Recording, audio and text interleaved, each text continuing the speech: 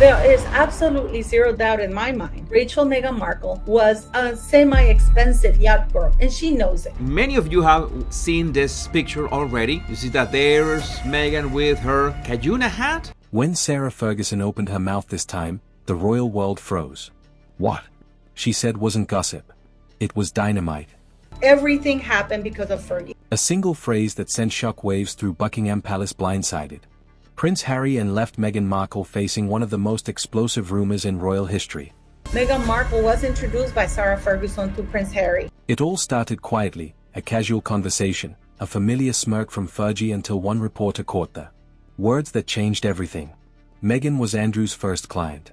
He said Miss Markle was a close companion to Prince Andrew. Instantly, headlines erupted. Social media went feral. Within hours, the phrase Meghan's yacht days trended worldwide. But here's the part no one saw coming. This wasn't just a rumor from the shadows. Meghan Markle was introduced through Marcus Anderson to Sarah Ferguson. Sarah Ferguson, the Duchess who's been silenced, shunned, and resurrected more times than any royal in modern memory, was now hinting at something even darker. And she wasn't backing down. Behind closed doors, Harry was reportedly in shock.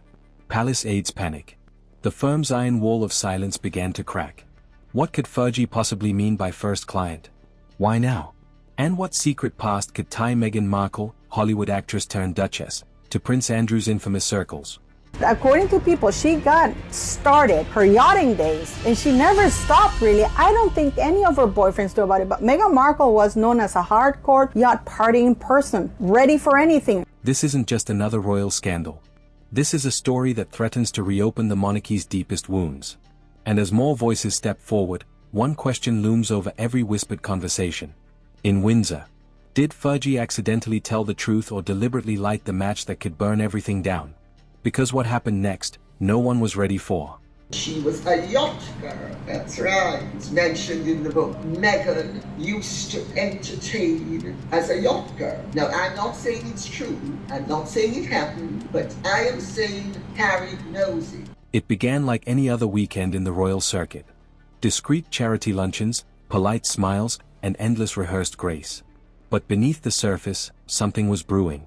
Whispers of an unguarded moment from Sarah Ferguson had already reached a few insiders before the public ever caught wind. At first, no one believed it.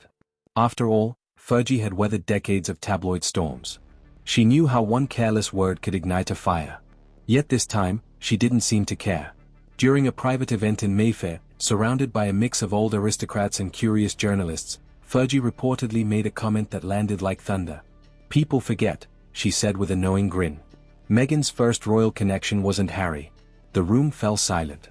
Someone laughed nervously, thinking it was a joke. It wasn't. And I wonder if Prince Andrew's going to come out and say, "Hey, Harry, I did your wife quite a few times on yachts before you got her." Those words spread faster than champagne could be poured. Within hours, text messages buzzed through the corridors of the palace. The phrase Andrew's first client began appearing in gossip group chats, then in newsroom drafts, then across Twitter feeds. Harry, according to one insider, didn't want to believe it. He'd heard rumors before, every royal had. But this was different. It came from inside the house, from someone who knew Andrew better than anyone alive. Suddenly, what could have been brushed off as idle chatter transformed into a full-blown credibility crisis. By midnight, royal correspondents were already piecing together timelines, linking Meghan's Hollywood past to Andrew's luxury yacht gatherings. Events long shrouded in controversy. The palace's PR machine scrambled, issuing quiet no comments while reporters sharpened their leads. And we also have this. This is Karina Shuliak, Epstein's girlfriend. And the only times she traveled and went anywhere was with him. And guess who's on the other end with her Panama hat? Behind gilded doors, the question no one dared ask out loud simmered. Was Fergie exposing a secret the firm had buried or settling an old score? And if it was revenge, this was only the beginning. Long before the royal tiaras, global interviews, and Montecito mansions, Meghan Markle lived in a world defined by ambition, networking, and reinvention. Hollywood wasn't kind to newcomers. And Meghan knew that better than anyone. Between small acting roles, red carpet events, and charity galas, she built her image brick by brick. Always smiling, always strategic. But behind that polished veneer was a hunger to rise, to escape the anonymity that devoured so many hopefuls in Los Angeles. Friends from her early career recall her charm and precision. How she could walk into a room full of producers and leave with everyone knowing her name. She moved effortlessly between social circles, blending with business mogul, celebrities, and even a few royal-adjacent personalities who frequented the same luxury events. Jeffrey Epstein was also Harvey Weinstein, very prominent. There were members. Meghan Markle was just one of the working girls for Soho House. Call girl, working girl, escort, whatever you want to call it. That's what she was. Among these gatherings were the elite yacht parties. Lavish floating escapes where deals, introductions, and sometimes reputations were made. These weren't the seedy scenes tabloids like to paint, but they weren't innocent either. Connections forged there often came with whispers, favors, and unspoken debts. Rumors suggest Meghan attended a few such gatherings while building her brand, seeking exposure among the elite. There's no hard proof, only fragments of sightings, unnamed sources, and suggestive photos that resurfaced years later. But it's exactly this fog of half-truths that gave Fudge's words their stink. By linking Meghan's yacht days to Prince Andrew's world, Ferguson didn't just drop gossip. She rewrote Meghan's pre-royal timeline in the public's imagination. To the tabloids, it was irresistible. The actress who conquered Hollywood, then the palace, possibly connected to its most controversial figure. And whether true or not, the story had power because perception in the royal world is often more dangerous than proof. And Fudge knew that perfectly well. Prince Andrew, have you noticed how he completely avoids looking at Meghan Markle when she's around him or when she was around him? To grasp the shock of Fudge's words, you have to step into the complicated shadow of Prince Andrew, a man once celebrated as a royal hero, now synonymous with scandal and disgrace. 4 years, Andrew moved through the world with unchecked privilege, basking in his title and his access to the elite. From lavish island vacations to exclusive yacht parties off the coast of the Mediterranean, he was the embodiment of royal excess. Those who knew him described a man addicted to luxury, obsessed with status, and surrounded by people who enabled both. But the illusion crumbled fast. His associations with powerful financiers and questionable figures turned his name into a toxic headline. The infamous friendship with Jeffrey Epstein, his disastrous interview that left the monarchy humiliated. Each moment carved deeper cracks into his once pristine image. By the time Fudge's alleged comments surfaced, the world already viewed Andrew as the royal family's weakest link, the one they couldn't defend without consequence. That's what made this connection to Meghan so explosive. Linking her to Andrew wasn't just a personal jab. It was a nuclear accusation. It tied the Duchess, already polarizing in the public eye, to the darkest chapter in modern royal history. And here we have Andrew, with whom looks like Marcus Anderson. This is in 2001, when Meghan Markle would have allegedly been on 3rd year. Meghan Markle hardly spent any time at Northwestern University.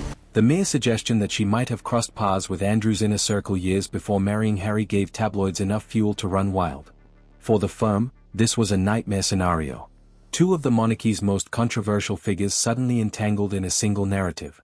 And while Andrew stayed silent, tucked away from public life, Fudge's words gave his shadow new life, stretching straight across Meghan's carefully built image.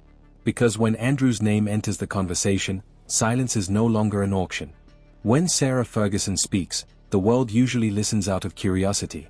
But this time, her words landed like a lightning strike across royal society. During what was supposed to be an off-record conversation at a discreet London soiree, Fudge reportedly leaned in and, with that mischievous glint she's famous for, dropped a sentence that froze the room. Let's just say Meghan was Andrew's first client. The tone was casual, almost playful, but everyone present felt the air shift. Those few words carried implications that could scorch reputations. Within hours, the alleged comment leaked. By the next morning, journalists were circling like hawks, dissecting every syllable. Did Fudge mean client as a jab, a metaphor for Meghan's calculated networking? Or was she hinting at something literal, something darker hidden in Andrew's controversial past? The ambiguity only fueled the frenzy. And I know what you're going to say. Maybe it was just that one trip. No, there were quite a few trips. There's actually quite a lot of pictures about them. There are 2 pictures that leaked. Fudge, for her part, neither confirmed nor denied the statement. Instead, she retreated into her usual mix of denial and charm, giving subtle smiles when questioned by reporters. The kind of expression that says everything while revealing nothing. Palace insiders, however, were reportedly livid. Communications teams rushed to distance senior royals from the fallout, while whispers spread that Fudge had gone off script again.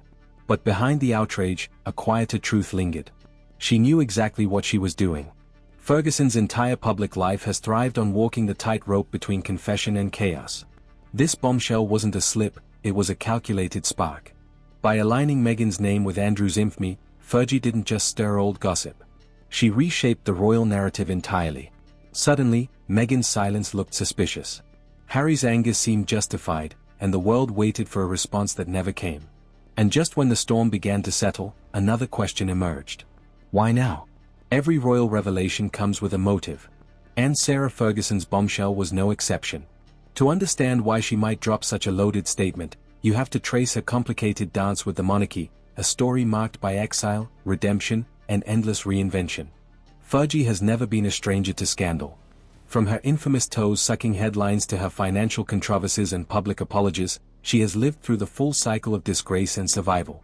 Each time the royal family pushed her out, she clawed her way back into relevance. Smiling, gracious, but always calculating. So why mention Meghan now?